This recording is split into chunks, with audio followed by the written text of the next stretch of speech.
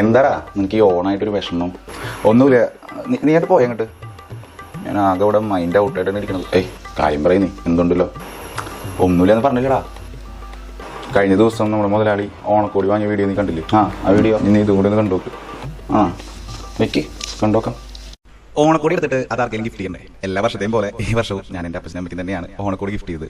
അവര് ഒന്നുകൂടെ ഹാപ്പിയാണ്. കാരണം ഒന്നുമില്ല, ഈ വീഡിയോ ഒക്കെ എടുക്കുന്ന കണ്ടപ്പോൾ എന്തായാലും അത് യൂട്യൂബിൽ വരുന്നവർക്ക് അറിയാം. അതുകൊണ്ട് അവരൊന്നുകൂടെ ഹാപ്പിയാണ്. നിങ്ങളും ഇതുപോലെ നിങ്ങൾക്ക് വേണ്ടപ്പെട്ടവരെ, നിങ്ങൾക്ക് ഇഷ്ടപ്പെട്ടവരെ, നിങ്ങൾ ഹൃദയത്തോട് ചേർത്ത് നിർത്തുന്നവരെ ഓണത്തിന് സർപ്രൈസ് നൽകി സന്തോഷിപ്പിക്കാം. എല്ലാവർക്കും എൻ്റെയും എൻ്റെ കുടുംബത്തിൻ്റെയും ഹൃദയം നിറഞ്ഞ ഓണാശംസകൾ. നാളെ മറ്റൊരു വീഡിയോ ആയിട്ട് വീണ്ടും കാണാം. അതുവരേക്കും ടാറ്റാ സീ ബൈ. മനസ്സിലായില്ലേ? ഓണാണെങ്കിലും പെരുന്നാളാണെങ്കിലും നമുക്ക് നമ്മൾ തന്നെയുള്ളൂ. എന്തൊക്കെയായിരുന്നു ഓണക്കോടി സർപ്രൈസ്. അതെ, അധികം അങ്ങോട്ട് മോഹിക്കരുത്. എന്തായാലും ഡിസ്റ്റർബ് ചെയ്യാൻ ഹാപ്പി. വെറുതെ മനുഷ്യനെ കൊതിപ്പിക്കാനായിട്ട്